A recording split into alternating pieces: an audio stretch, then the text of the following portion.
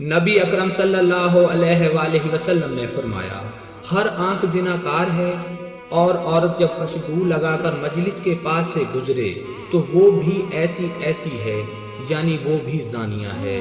نبی اکرم صلی اللہ علیہ وآلہ وسلم نے فرمایا، ہر انسان کے لیے زنا کا حصہ متعین ہے۔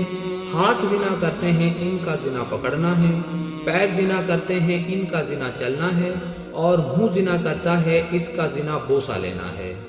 عمرو بن عاص رضی اللہ تعالیٰ عنہ بیان کرتے ہیں، میں نے رسول اللہ صلی اللہ علیہ وآلہ وسلم کو فرماتے ہوئے سنا، جس قوم میں زنا عام ہو جاتا ہے وہ قحط سالی کا شکار ہو جاتی ہے، اور جس قوم میں رشوت عام ہو جائے اس پر خوف مسلط کر دیا جاتا ہے۔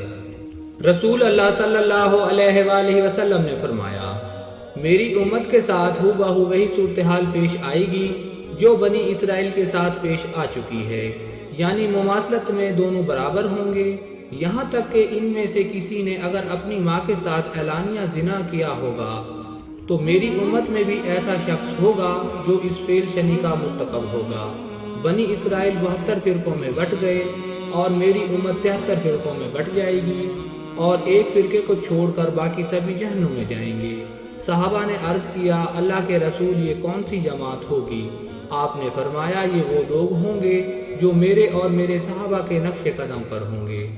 سیدنا معاذ بن انس جہنی سے روایت ہے کہ رسول اللہ صلی اللہ علیہ وآلہ وسلم نے فرمایا، میری امت شریعت پر ثابت قدم رہے گی جب تک ان میں یہ 3 باتیں ظاہر نہ ہو جائیں گی: 1 علم کا اٹھ جانا، 2 زنا کی یعنی حرامی اولاد کی کثرت ہو جانا، اور سکارون کا ظاہر ہونا۔ سیدنا معاذ رضی اللہ تعالیٰ عنہ نے پوچھا، اللہ کے رسول، سکارون سے کون لوگ مراد ہیں؟ آپ صلی اللہ علیہ وآلہ وسلم نے فرمایا، آخر زمانے میں ایسے لوگ آئیں گے جو ملاقات کے وقت سلام کے بجائے ایک دوسرے کو گالیاں دیں گے۔